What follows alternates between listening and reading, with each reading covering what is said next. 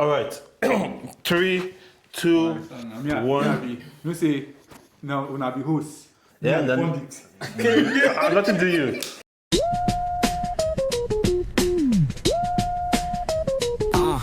Started every game with a bag full of dreams on the WNFC turf. We sow the seams. Fans wild cheering from behind the team schemes. Loud like the subway, cutting through routines. Okay, game on. Yeah, so today is Saturday, what's this date? Today is 21st. So the 21st of February. If you're watching this on Sunday, the Man City game would have ended by then. But now it's Saturday, and we're live at Aubrey Script, and we're watching Newcastle play at City. But today's show is going to be focused on Arsenal. For 5 minutes only. Just give them their 5 minutes of fame. I mean, so is that time of the year where they usually end up bottling the league title, isn't it? This is coming a little bit too early, but let's talk about Arsenal though. I mean, the last game was with Wolves, the last team on the table. Yes, and they were leading 2-0, and it ended up as a draw, right? Yeah. Okay, so Gabriel, I mean, I remember a show here some weeks ago, some months ago, you predicted Arsenal to win the title. Like, do you still think that's going to happen? To be honest, I've been swinging from Arsenal winning, Arsenal not winning, Arsenal winning. But again, you want to be confident in this star-studded team. This team that's got replacements on every position. You understand? You want to have hope in them.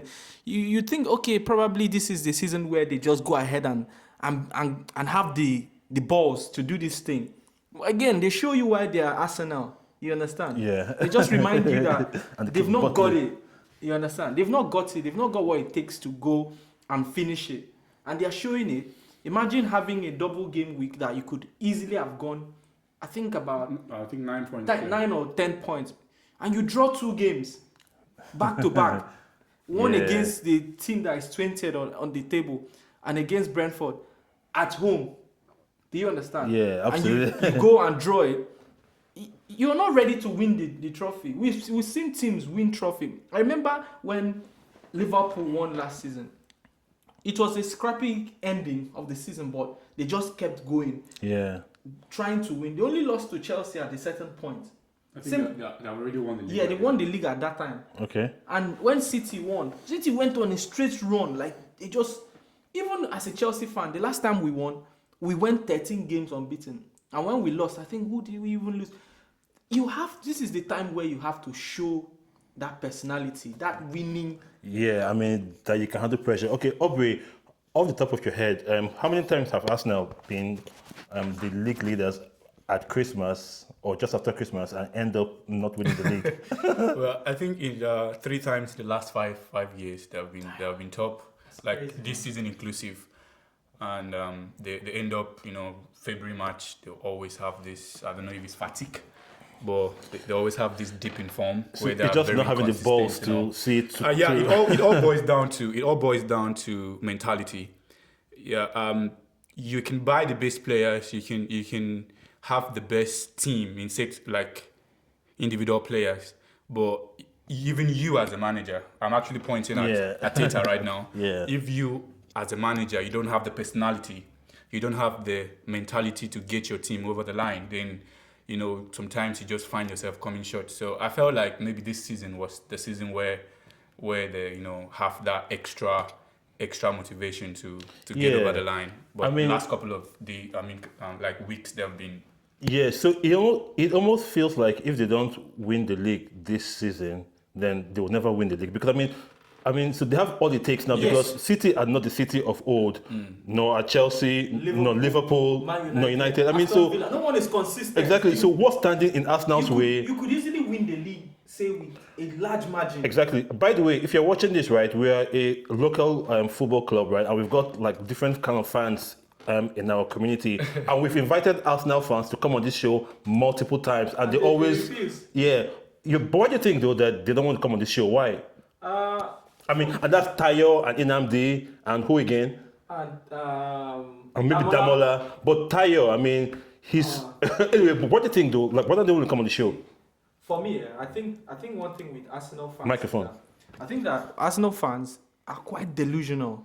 You Yeah. understand me? When I mean delusional, like you think that everyone like has one or like should I say beef with you, or you've not won anything in years. Why do you think anybody gives that much? Exactly. At the end of the day, it's banter. You understand? You cannot feel that people hate. See, I keep saying it. Yeah, when Arsenal win the trophy last, I thought I have The the one- information the down one they, somewhere here. Premier League title. No, any trophy whatsoever. They won the Community Community Shield. Shield. I think 5-6 years ago. But you know what? That is, I mean, if you want to call that a trophy, fine. I don't consider community exactly, shield a nor do I. So when they actually win a trophy last, like was it the Carabao Cup? FA Cup that they won. And when and was they- that? and they- against Chelsea. And what year was that? That should be 2021. Okay. That was against from Lampard's Chelsea. Oh yeah. Okay. So 2021. So in Yeah, 5 years. You said something. You made a statement about if they don't win this season, Yeah. if they're ever going to win. I think looking at it from this angle and looking at it from the player's perspective, and sometimes you have this self-doubt. Like if Arsenal don't win this season, some of these players are actually going to ask themselves some big questions. I think the manager should as well. Yeah, are we ever going to win the league? And then it will tell on them. And I don't see, if they don't win this season, I don't see them winning anytime soon. Yeah, I know we made this statement. Oh, if they don't win, the big teams are actually going to settle in, but some of the big teams are not even ready actually. But Yeah. considering that Pep Guardiola is going through a rebuild, some of these players will play better next season. I'm talking about City. They are just trying to build that And again. even Liverpool have a very good team that they've just like assembled. Isak can come next season and then so I think next season Liverpool and City will be more ready. And if Arsenal don't win this season, it's really tricky. Okay, so if Arsenal, so Gabriel, let me ask you this, right? If Arsenal, in their usual style, end up not winning the league and finish second as usual, should Arteta leave? I would say that it's up to the owners of the club. You understand? Because he does deserve credit for bringing up this team up to this level of being like one of the best teams in Europe as it stands. Who haven't they beaten? They've beaten Bayern, they've beaten Madrid. I think they would beat Barcelona. But the thing now is that If you want, shit. But it, by the way, it's 2-1. Yeah. City are winning 2-1 and just missed the goal now. Okay, Go on. well, what I'm going to say is that he has been given everything he wants. He's been backed. If you look at the players that have come into Arsenal since the last 3 years, these are players that the coach spoke about in press. Yeah. You understand, about bringing them. But my point is that your mode of scoring goals and creation of goals man. is not sustainable. Yeah. Do you understand? You can't have these big names in attack, in midfield, and you still end up depending on corner kicks and own goals. See, it's not sustainable. It's not sustainable. Yeah. You understand? I mean, it's not sustainable. you You can't have win trophies Saka, that way, yeah. you have good wingers, but at the end of the day, your first 2 seasons, Odegaard in Arsenal, he was easily one of the best midfielders. You had comparison Odegaard versus Fernandes versus Kevin De Bruyne. But now you see Odegaard playing. He takes the ball, drives to the left, decides that he can't make a good pass it back. Is it down? I think it's down to the coaching team. Is it down to the tactics? Yeah, it's the coach tactics. Fair enough, because I was just looking Microphone. at the statistics, like the attacking statistics of players in the Premier League so far this season, and there's no Arsenal player there, goal and assist. Okay. And it's always very hard. If you want to win the title, they should be you should have at least a standout attacker, Yes. in the team, be it in goals or assists. So, but if you're looking at the top 5, we don't have any Arsenal player there, and it's very worrying. Okay. It's I worrying. didn't- I So didn't- I that's didn't- why I'm I didn't thinking. even know that. Is it up to the manager? Maybe up to the start of play. If that's the case, then it's really Yeah, so I think I think to some extent it is up to the manager because like having their set piece coach and doing their corner you kick. And see, all that. I mean, I see that Arsenal gives them set-piece goals, coach. but it's so irritating. When you watch that. set piece coach more than Saka scoring a goal or assisting the season. To be very honest, every time the guy says, "We see that short guy," you probably recognize him. He comes to the line. I'm like, I mean, I don't watch many Arsenal games though, but what yeah, is I know. going on? What's this thing in football now that you have like set piece coach come and they do like tactics? Bro, you should be drawing tactics of how to beat a press, shoot from outside, or beat and score goals. You understand? Listen, if someone told me that Arsenal will be scrapping for points now, I wouldn't believe. You know why? Because at the beginning of the season, I saw they had certain attacking powerhouses that were injured. Havertz was injured. Gabriel Jesus was injured. Saka was also injured at the beginning of the season. So he was in and out. But now you have Gabriel Jesus back. Havertz came back for a couple. Yeah, he's unlucky with injury. I won't blame him for that. But this is not the time for you to be scraping the one-out goals from corner and stuff. It's not sustainable.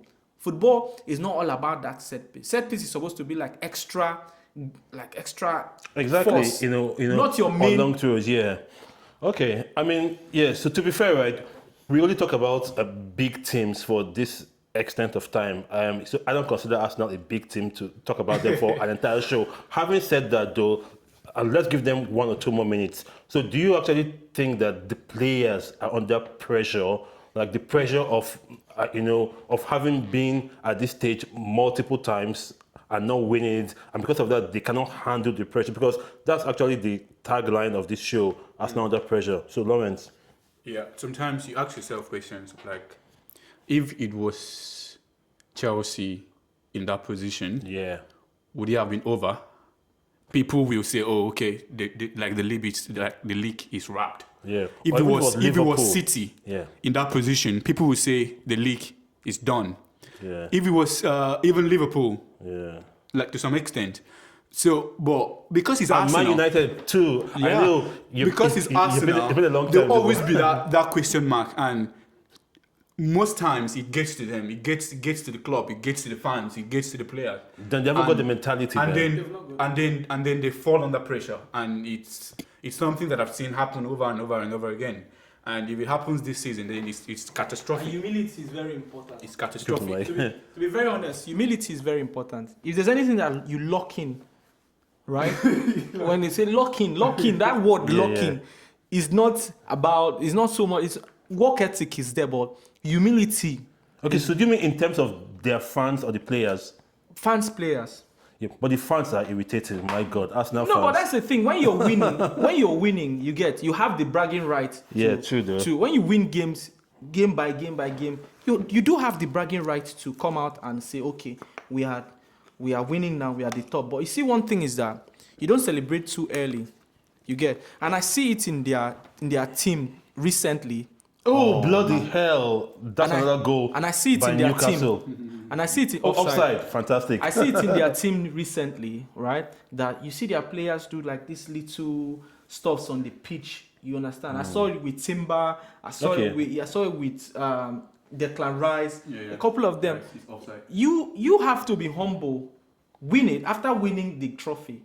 You come out and tell everybody, all right, look at this is it. This is exactly. You can't be so loud when you've not won a trophy yet. You tell your dad for you as well. You're always so loud. And the thing is that he thinks that. Come on the show, bro. See, I told him something. I said that that's when we wait. See, this is our cooking era. We still the ball yam. But to be fair, though, let's cut some slack. Let's cut some slack to Arsenal fans. Especially their fans, and these are people that most of them haven't really seen their team win big trophies before. Yeah, some in their lifetime. Yeah, and you need to understand that, back in the day, Arsenal were kind of like team that people don't really when you talk about big team, and their fans were quiet as a mouse. So now that their team is doing well, I think the perception of most people is that small Arsenal don't they? Yeah, exactly. So I think that makes them a little bit like defensive, So well, that's by the way though. He was talking about Kevin De Bruyne, and that brings me up to the the latest topic that have been going around now. People are comparing Messi and Kevin De Bruyne in terms of passing. No, Okay. because you can't make there's no comparison there apart from. Yeah, first of all, I'm not a fan of any of them, so I don't bloody care. So you Yeah, I saw the comparison. So go ahead. But one thing I'll say is that there's nobody in this life in football, right? There's nobody in this life in football that passes better than Lionel Messi. Kevin De Bruyne is good. Would you mean prime Messi or the Messi of Bro, even now? Messi now. Bro, if you see the passes Messi plays, is people don't notice it because every other Nobody thing- watches the MSL. Even when he was in Barcelona, why you don't notice it that much is because every other aspect of his game MLS. is You know, I said MSL, but I meant MLS, Major League Soccer. No, Semenyo, no. What's going on? Semenyo, so we're no. putting you ahead of him. Ah. But what I'm saying is that people don't notice it, but Messi has one of the deadliest passes, and he does it so casually. De Bruyne is so good, but De Bruyne can try that pass 1, 2, 3 times in a game, and maybe gets it the third time. But you see Messi, especially those passes from here to No, those okay, passes to Alba. right. Okay, so on that subject of best passers now, right? Like, and who do you think is the most creative midfielder in the Premier League now? Not Right historically, like right now.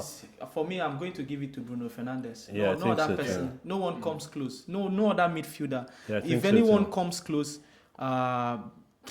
who else? Who else? I look at it. Oh, Haaland, that's a near miss. Bruno. Let's look at who else. Maybe Arsenal. Declan Rice is playing, but he plays. he plays, Yeah, like but his Tipper. crosses are really good. His crosses are crazy. Declan Rice, Palmer has not been fit for a very long time. He's coming up. Another person, Bruno Guimaraes. Is that in Newcastle? Yeah, Newcastle. Okay. He's Yeah. just unlucky now that injury is keeping him. But By the way, you're talking about that. Is Joelinton in this game today? Jolie. Without it. I don't think I've seen him. Yeah. So back to the. All right. Back to the Messi, just like he said, some aspect of. I mean, I think Messi's passing ability has been is very very underrated. Why? Because he scores goals and all of that. So Yeah, he does more than just passing. Yeah. When people are putting in perspective, Messi, Ronaldo, I think that has been one of the most disservice to football comparison that has happened. Messi, Ronaldo, and when they put these two players together, all what they are thinking about is goals.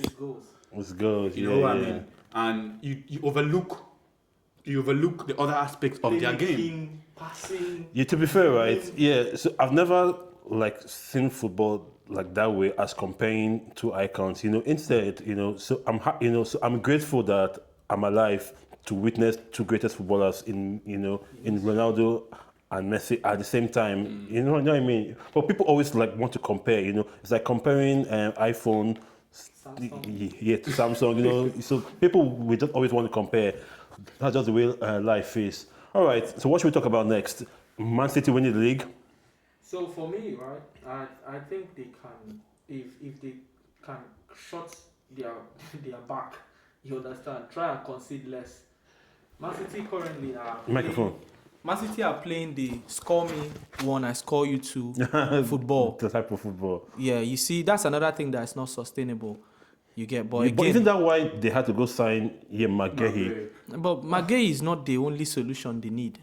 You get, that's not the solution. They play very high line. That's Man City's football. Okay. They play Yeah. look at where the line is Exactly. now. So if you have fast players up front that are able to beat, Is that not a goal? No, that's that are able to beat that press, play one pass over the wall. You see, Diaz just got yellow carded for trying to run on foot with Gordon. So the thing is that if they can shut it, they've got great players. They play good football. You see, you will never see Man City go and play negative football. They only did it once against Arsenal. The Arsenal fans are like, oh, the Man City, Pep Guardiola is packing the bus. Are you crazy? The same Arsenal that, do you know who is Ateta Bin Laden? crazy, man. The Haram. Okay. Arsenal's Haram. Okay, so let's go to Chelsea now. Aubrey, so what happened to your beloved team today? You failed to win today. Chelsea, we've just been riding the wave. I think for the past how many weeks now?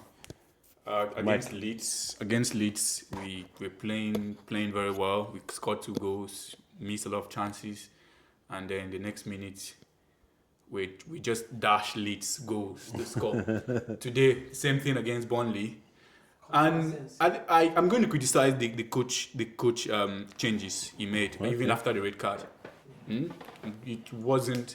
Took out all. You're taking. I know what he was trying to do. He actually needed height, like in the defense, because Burnley we not like crossing more balls. Okay, aerial. So if felt like Achimpong, a tall lad, and Sa, a tall lad, then bringing in Tosin, all those tall guys to deal with, but. It's not about the height. They sometimes. are all centre backs. They will all do the same thing at the It's same not time. about the height sometimes. In a 1v1 situation, if maybe like Achimpong and Reece James are in the 1v1, I would prefer to have a Reece James there over Achimpong.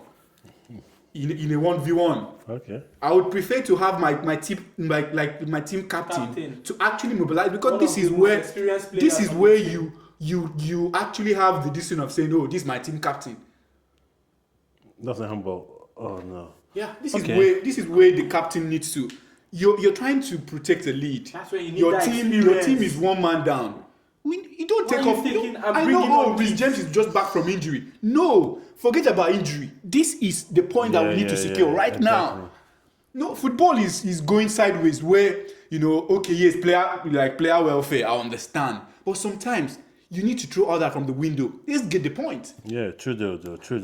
You Okay. get the 3 points. Well, Okay. The thing is that it's just, you see, the thing is that you always need experience. Do you get? If you look at the signings Chelsea have made in the last few years, they are just trying to flip money. That's all they're doing. See, it's obvious. Sadly, as a Chelsea fan, I'm one of the Chelsea fans that will tell you this truth. You get? I became detached from the team emotionally because I can see clearly that no matter what you do, the owners will still make their business the primary thing. You understand? Most of the clubs, football wasn't supposed to be so much about business. It wasn't supposed to be so much about business. But now, for Chelsea, it's business. It is buying, business. If you look at it, buying young players and there giving are them players lengthy that contracts. they're just trying to buy the next quick money. You understand? Because if you check the players they buy, these are players that in their former clubs, they were not showing so much commitment and heart. They were not showing so much heart or commitment. And then when you bring them into the team, because you're trying to flip money on them, you are limiting the ones that you are able to depend on, just to give these ones playing time. And now it affects those ones because they are putting in all the work, but you still end up benching them. You get? I do all these things and I still end up going to the bench, maybe for just one little error or something. One person that I would say that is Neto. Neto was like one of Chelsea's best player from end of last season. We went to the Club World Cup and beginning of this season. He was really, really good and dependable. He was running up and down. Then, all of a sudden, they started reducing his minutes, taking him from his normal position, take him to the other side where he's struggling. Do you understand? Okay. And he's not more... And those things affect players. And now you see Gittins, who can't even beat a cone. Like cone in 1v1. You understand? You put 2 cones here, Gittins can't beat the cones to make a cross. All right. You have Garnacho that runs with the ball. And listen, Garnacho coming to Chelsea, he has been quite all right, behaving properly. But on good the riddance pitch, from us, on the pitch, he's not doing so much. He has been the reason why Chelsea concede at least 4 or 5 goals this season because of poor defensive awareness. Yeah. Okay.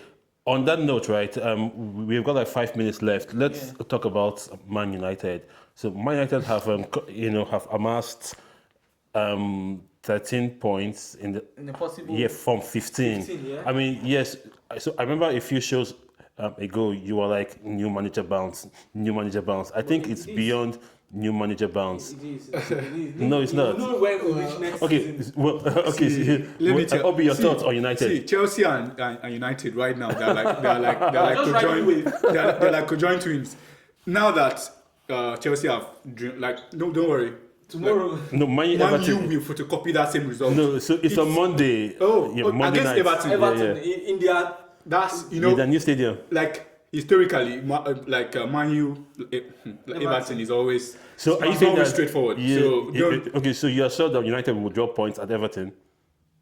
yes, I think they will drop points. Okay, and because Chelsea have done so. Judging from what have happened, Okay, let me I tell you know what's gonna happen. it will be lazy analysis from me to sit there and say, oh, because Chelsea have dropped points, That's poor analysis. so Man U will drop points. You're But disappointing me. but then looking at the fact, Let me tell you what's Man going to U don't happen. get it easy against Everton. Okay, that's fine. So let me tell you what's going to happen, right? Okay. Villa have dropped points today, right? So United will go to Everton and they will win. By in the next 2-3 weeks or so, United will be third place. Yeah, I'm just saying that because you're a United fan. Yeah. No, carrots at the wheel, man. I'm telling you that. No, that game is a Alright, very let's see tricky that. fixture. Monday night football. Yeah, that's Monday night football. For sure. Like I see United actually dropping points. Showing the table now. Yeah, I see Oh, yeah. United So actually let's have a look at the dropping table. points. Anyway, 2 points away. Yeah, so I'm going to put all this up on the screen anyway. All right. So any final thoughts? Yeah, before we wrap up. See, this season has been, Give him a mic. for me, if you consider how much has been invested Yeah. in the Premier League this season, it has been quite a very disappointing season. You would say it's a good season for like the teams that are below, like the mid-table teams, because they've been able to compete very well. They are not losing so much. Like the gap, the space, the point gap between third Yeah. and 10th is not up to 10 points. Exactly. That's crazy. You get. That's crazy. So it's we know that before you used to see like this very big gap between these clubs, but it's different now. And it's a bit disappointing. As a Chelsea fan, it's disappointing because we've invested money. Do you understand? As Man United, yes, you've invested money also in attacking. You signed 3 attacking players. You get. Man City as well. Even if the coach is saying, "Oh, we didn't sign," that's bullshit. You signed players, signed Sheki, signed Semenyo. Who else? Who didn't they sign?